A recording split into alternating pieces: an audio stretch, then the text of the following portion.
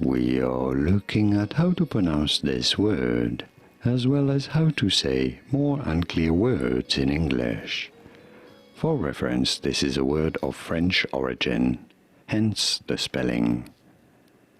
For reference again, in French it would be said as tableau. The X would be silent in French, however in English this is normally said as tableaux, with a Z, a Z sound at the end. You want to stress on the first syllable, on the ta syllable. Tableaux, tableaux. Pretty straightforward once you know tableaux, and now you know. Here are more videos on how to pronounce more words in English whose pronunciations aren't exactly always obvious. I'll see you there to learn more.